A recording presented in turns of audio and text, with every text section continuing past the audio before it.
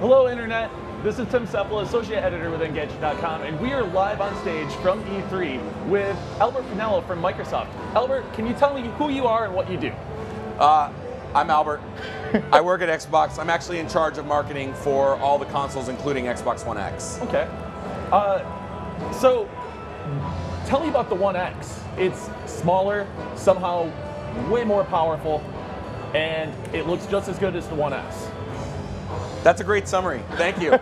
No, I mean, really, we wanted to really deliver the most powerful console ever made. We wanted to show the world what we could do in hardware and take all of that power and put it in a box that's actually smaller than Xbox One S. And we wanted to be able to do it in a way that all of your games worked, and not only worked, but worked better. So that was a mission the team had really early on from the very first days of Project Scorpio. And I think we delivered it, and I'm just really excited to be able to talk to people and see all the reaction of the fans. So, the big thing with the One X is that it's pushing 4K graphics, and it can do 4K at 60 frames a second. Why 4K? Why now? Well, I think right now, if you look at, I always say, go to Costco. When you walk into Costco, it's 4K TVs everywhere, and I think it's undoubtedly going to be a hot item this year. And I think over the years, 4K is just going to become more and more pervasive. The screens are great, HDR and wide color gamut. The picture is so much better. So I think we're on the cusp of a 4K revolution in TVs. And then for us, we are seeing like all these great 4K high resolution games coming out with 4K textures on the PC.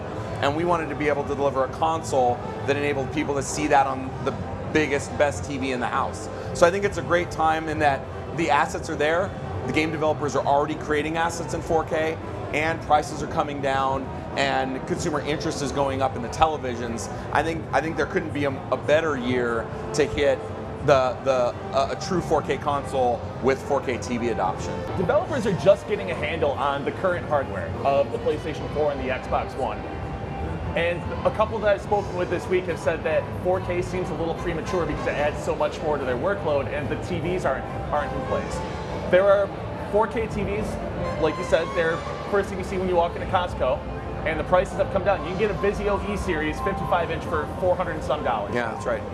But there are still way more 1080p TVs in the environment. And developers that I've talked to said that running at 4K at 60 frames a second, people think that's just an easy thing to just turn a switch on, and it makes their life way harder.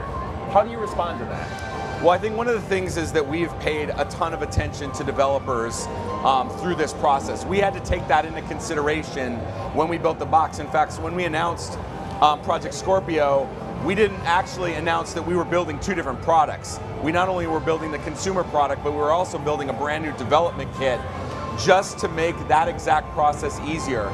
So one of the philosophies from the beginning was to be able to take your Xbox One engines and have them running in 4K and easily access those PC assets. Our development kit does that. And what we say to developers is all the refinements and all of the work that you're doing to make your Xbox One S engines better also benefits Xbox One X. If you look at what Turn 10 has been able to do with Forza 7, they've been refining their engine, working with Playground on Horizon to get dynamic weather in the Xbox One S version. And then of course that just makes the Xbox One X version even better. So all the effort and energy that developers are putting into their Xbox engines benefits both. How did you guys come up with a name for Xbox One X? Because it's kind of a mouthful, and it's easy to trip over, and it sounds very similar to Xbox One S. So it was always going to be called Xbox One something. Right. From the get-go, it was part of the Xbox One family. We've said that from the beginning. It shares the same development environment. It runs the same games. And so when we were thinking through names, Phil sort of told this story on stage. You know, I was around when we launched the original Xbox. Oh. So was Phil. And there was a lot of DNA shared between that product and this product, and that it was, you know, the DirectX box. It was about PC development. It was a PC in a console form factor. And we had this great tagline, there's no power greater than X. And as we were thinking through the name, we thought it was very fitting, the team, that there's a DNA in the product and that the name has a callback, and it worked. And so I think today, if you look at phones, there's all kinds of name different types of names that people use to They're determine a nightmare. phones. It's a nightmare. And of people names. manage to figure it out. Yeah. You're gonna know there's, I want the 4K one, I want the, by price or bundles or color. I think people will figure out which console they're buying. But I like the tie between the old Xbox and the new name. Okay. Now speaking of phones, when we spoke with Aaron Greenberg last year at Gamescom, he said that this could be the kind of the final console generation because it was getting rid of console generations. Is this the One X the signal that that's happening now? I think the console business is going through a transformation. I think it's very interesting. I don't know what Sony's doing when I'm working with the team to plan what we're working on. Yeah. I think it's interesting that both Sony and us arrived at a similar concept, maybe different in execution. And I think it's a signal that if you look at the rate of technology change over the last 10 years, in gaming in particular, it's much greater than from Atari to Xbox 360 in terms of the rate of innovation and graphics and gameplay and immersion. And so that model of 7 years on one platform, technology was just moving by too fast. And I think you are going to see a world where there is more frequent. I hope we don't get to a world where we're doing this every year. I don't think that's the right model at all.